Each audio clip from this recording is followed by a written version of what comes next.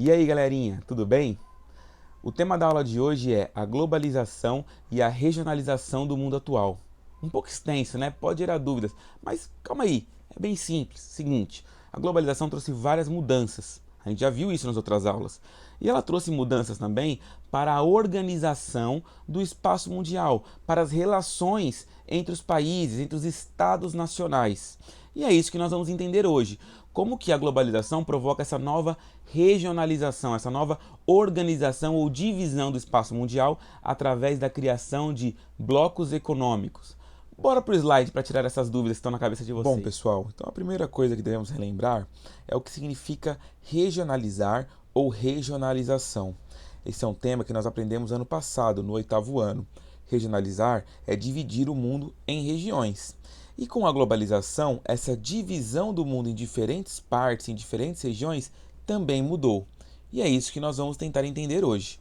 Primeiramente, devemos lembrar que o processo de globalização, essa integração entre povos e mercados no mundo, é provocado, é causado pelos avanços tecnológicos nos meios de transportes e comunicação, que promovem essa integração, essa interligação.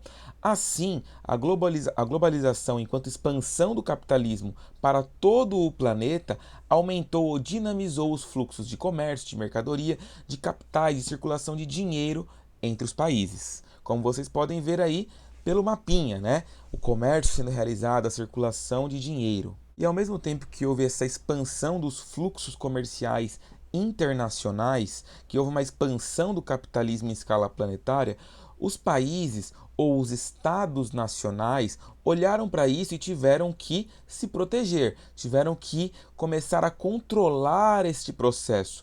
Como eles fizeram isso e para quê? Primeiramente, vamos entender, eles criaram blocos econômicos. E aí nesse mapa tem alguns dos blocos econômicos, os principais. Então em verde, os países que fazem parte do Mercado Comum do Sul, o Mercosul. Em roxo, a União Europeia, os países europeus que fazem parte da União Europeia. E o que são esses blocos? Os blocos são associações entre países que buscam se fortalecer comercialmente.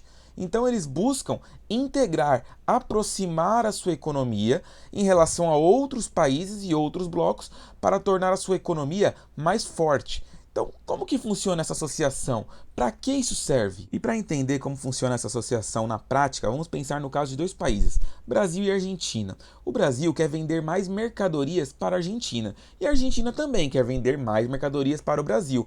Os dois países formam um bloco econômico e no acordo do bloco econômico eles concordam com uma coisa: não há mais tarifas, não há mais impostos para produtos vendidos do Brasil para a Argentina e vice-versa. Isso fomenta o comércio entre os dois países, aumenta a circulação de mercadorias e capitais. E mais, aumenta a participação no comércio mundial das empresas brasileiras e argentinas, promovendo o desenvolvimento econômico com mais empregos em cada um dos países. E aí, para entender como eles funcionam na prática, a gente deve entender uma coisinha primeiro. Existem diferentes níveis ou estágios de integração dos blocos econômicos. Alguns blocos são mais unidos, mais integrados em termos de política econômica, e outros são menos unidos, menos integrados. Tem algumas políticas econômicas em comum e outras não. A gente vai entender agora, detalhe por detalhe, de cada um dos estágios ou fases ou níveis de integração dos blocos econômicos. Então, cada fase, estágio ou nível de integração dos blocos econômicos apresentam características diferentes. Aí nesse slide você tem uma descrição detalhada sobre cada nível. O mais baixo é a zona de livre comércio, o nível 2 é a união aduaneira, o nível 3 é o mercado comum e o nível 4 é o must, o máximo de integração, a união política e monetária. Esse slide vai estar disponível para vocês lerem e darem uma olhada, mas eu vou usar algumas imagens para explicar essa ideia para vocês. Eu vou da menor integração até a maior integração. Prestem muita atenção. Vamos começar pela zona de livre comércio. Nessa zona é a seguinte: cada vez menos tarifas entre os países, diminuem os impostos. Assim, aumenta a circulação de mercadorias entre esses países. Tirou todas as barreiras alfandegárias, impostos e tarifas, aumentou a circulação de mercadorias. Um país ele pode permanecer como zona de livre comércio, ele pode evoluir para um estágio maior, que é a união aduaneira. Na união aduaneira é o seguinte: Permanecem aquelas características da zona de livre comércio. Não tem tarifa nas mercadorias, tem uma maior circulação dessas mercadorias e tem também uma coisa chamada TEC, Tarifa Externa Comum. É o seguinte, nós temos o Mercosul, que é um bloco econômico formado entre Brasil, Argentina, Paraguai, Uruguai e Venezuela. E aí eles têm a TEC. Qual que é a ideia? Se a Inglaterra quiser vender algo para um desses países, ela vai ter que pagar uma TEC, uma tarifa que vale para todos esses países. Entenderam? É um imposto único de importação. E aí nós temos o mercado comum.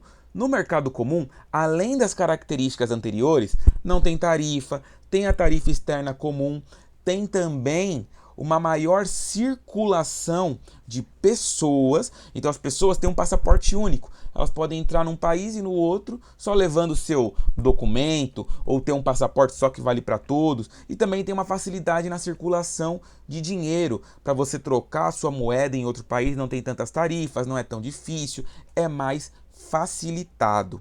Ok? Esse é o terceiro estágio. E aí o último e maior estágio de integração de blocos econômicos é a União Política e Monetária. Só existe um assim, a União Europeia, famosa.